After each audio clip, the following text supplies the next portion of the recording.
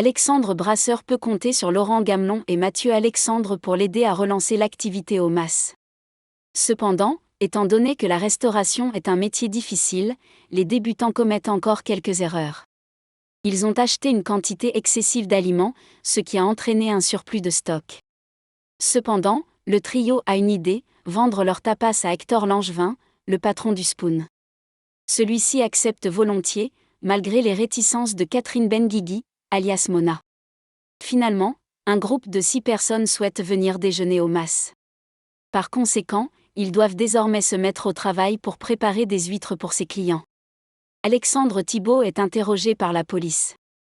Le père d'Elias Goldberg, nommé Corentin, est choqué par cette situation. Il ne comprend pas pourquoi il se trouve là ni pourquoi il est retenu. Les enquêteurs le soupçonnent d'avoir organisé un jeu d'évasion horrifique, mais le père de famille nie fermement. Il affirme que le fait d'avoir envisagé de créer un jeu d'évasion par le passé ne signifie pas qu'il ait nécessairement séquestré les adolescents. De son côté, Maëlle El Ajaoui sollicite Alexandre Thibault pour avoir accès à l'ordinateur de Corentin. Le père est surpris car il ignorait que son fils possédait un deuxième ordinateur caché dans la doublure de son matelas. Il doit maintenant trouver le mot de passe.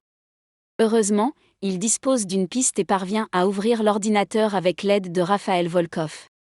Malheureusement, tous les dossiers sont protégés par des mots de passe. Raphaël Volkov se met au travail et découvre des traces d'achats effectués par l'adolescent, des poches de sang, une arme à feu, des bonbonnes de gaz.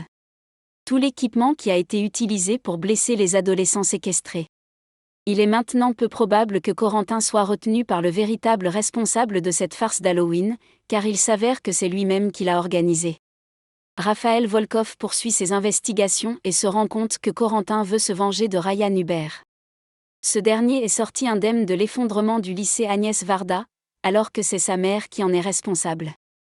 Cependant, il souhaite également faire payer Juliette Mabila et Dimitri Fouque, qui ne l'ont pas aidé dans les décombres.